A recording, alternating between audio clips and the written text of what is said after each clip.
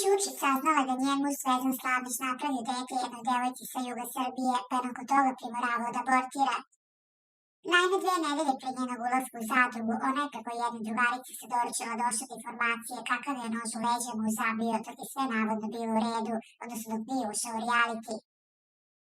Vanbračna žena sina Zorana Mogi Slavnića postala je neumoljiva osvetnica nakon što je dugogodišnji partner prevario s Anđelom Đuričić. Kako i sama stakla pred kamerama, dok je on bio na imanju Šimanovcima, do nje su stizale razne informacije o njegovim prevarama i lažima koje je predviđao minuli godina.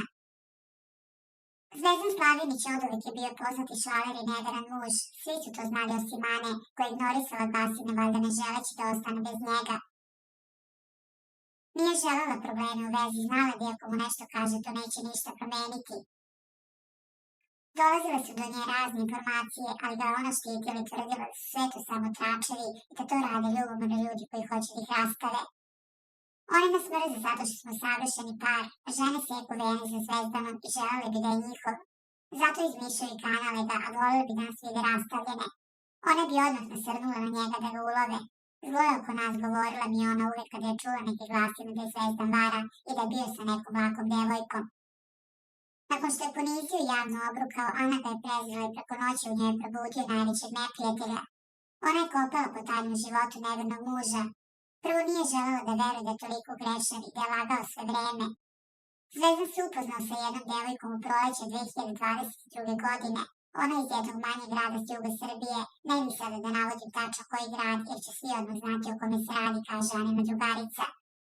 Ona nastavlja ovu nimalo lepu priču o životu kontroverznog para, koji je u spoljnom svetu po svemu sudeći bio sve, samo nesrećan par. Ta devojka živi na Dorćolu, studira mašinski fakultet iz dobre porodice. Zvezdan je upoznao u jednom kafiću, bili su u istom društvu. Bila mu je mnogo lepa i počeo da je muva i sve je bilo spontano. Nije mu dugo trebalo da je smotao u šar, posle nekoliko dana već su bili u krevetu. Viđali su se danima uglavnom preko dana jer je Ana tada radila. Nakon 2 meseca devojka mu je saopštila da je trudna, a on umalo nije pao u nesvest, poludeo kada je saznao da je napravio dete. Slomio je srce jer ga zavolela i mislila da će oni da ostanu zajedno.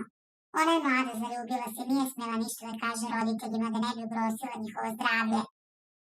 On je tada dao pare za abortus, a ona je plakala i molila da razmisli još jednom da je to dete plod ljubavi i sreće. Nije se dao i bio je neumoljiv, insistirao je na tome da se reše bebe. Ona je prihvatila novac i abortirala teška srca. Kada je čuo da je obavila ono što je od nje tražio, tada je prekinuo svaki kontakt s njom. Nakon toga ona otišla u svoj rodni grad i nije se više vraćala dok Zvezdan nije ušao u zadrugu. Kada se sve ovo desilo i kada je Zvezdan javno prevario Anu, ta devojka je meni ispričala sve o tome, a ja sam sve prenela Ani koja je bila van sebe. Pila je danima lekove i pitanje je kada će ona sve da ispriča pred kamerama. Neću iznositi detalje zbog te devojke, ali ima da mu provuče da zna da je pravio decu dok su bili zajedno u ljubavi, ispričala je Anina drugarica.